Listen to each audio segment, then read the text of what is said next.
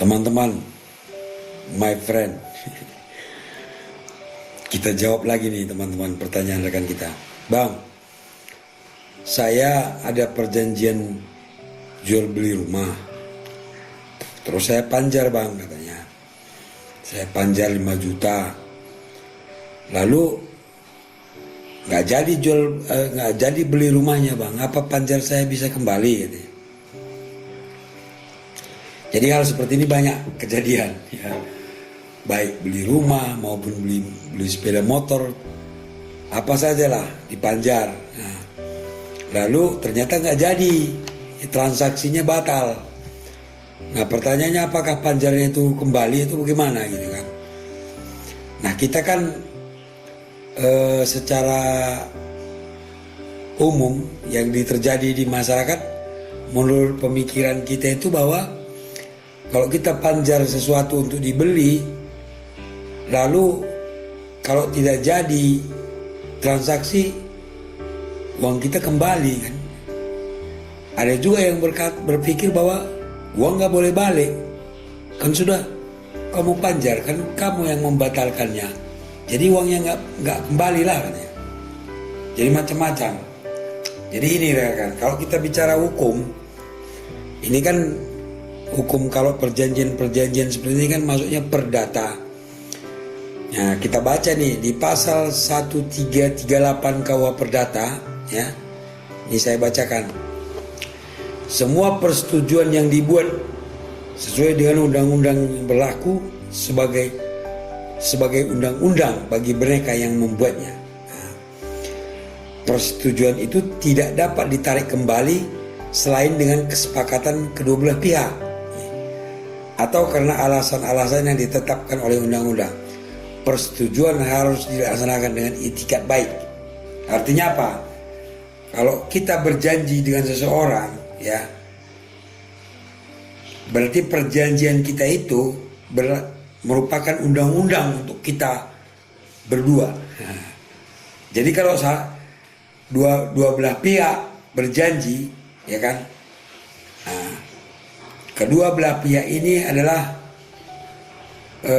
harus patuh kepada perjanjian yang mereka buat.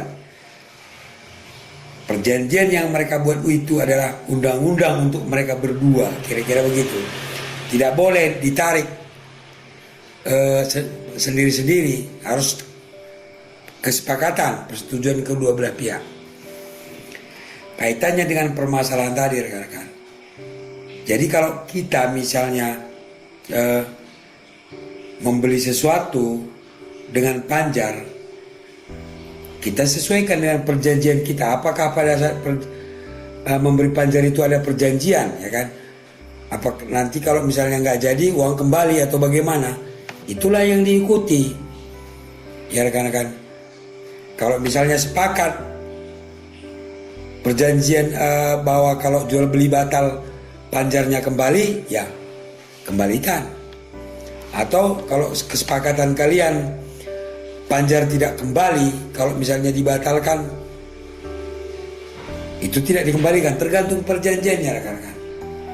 Ya, jadi tidak ada aturan dari luar, ya kan? Tergantung kita, para pihak perjanjiannya seperti apa, ya.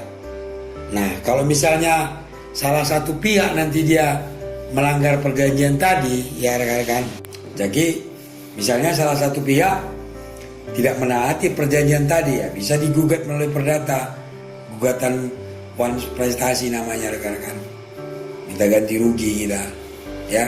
Jadi ini perdata, perjanjian. Jadi makanya kalau kita beli sesuatu dengan panjar, buatlah perjanjian. Apabila begini, apabila begitu, tulis dia, ditandatangani. Apakah nanti panjarnya kembali atau tidak, ya tergantung kalian, gitu loh. Jadi nggak ada aturan dari luar, kata saya, otomatis gitu, nggak ada. Jadi tergantung perjanjian awal ketika terjadi panjar memanjar. Begitu rekan-rekan, makanya hati-hati rekan-rekan. Iya kalau panjarnya sedikit, kalau besar, karena sering terjadi Nih saya pernah mendapatkan pertanyaan juga rekan-rekan. Dia panjar rumah 50 juta. Harga rumah sepakat 400 juta. Nah, dalam tempo 1 bulan akan dilunasi sisanya katanya. Ya, ternyata sebelum jatuh tempo si pemilik rumah menemukan pembeli baru, ya, yang lebih mahal harganya. Jadi dibatalkannya lah itu, dikembalikannya uang 50 juta, nggak jadi katanya. Kan jadi masalah, sementara perjanjian nggak ada. Dibalikkan, ini uangmu 50 juta nggak jadi, ku jual sama kau rumahnya katanya. Ternyata dia jual sama orang lain lebih mahal. Nah, makanya apapun yang kita lakukan yang bentuknya perikatan, buatlah perjanjian tertulis rekan-rekan. Apa isinya ya tergantung para pihak. Ya, tertibnya rekan-rekan. Tetap tonton channel Bang Benny supaya kita terhindar dari kesewenang-wenangan. Sampai berjumpa kembali, tetap semangat. Assalamualaikum warahmatullahi wabarakatuh.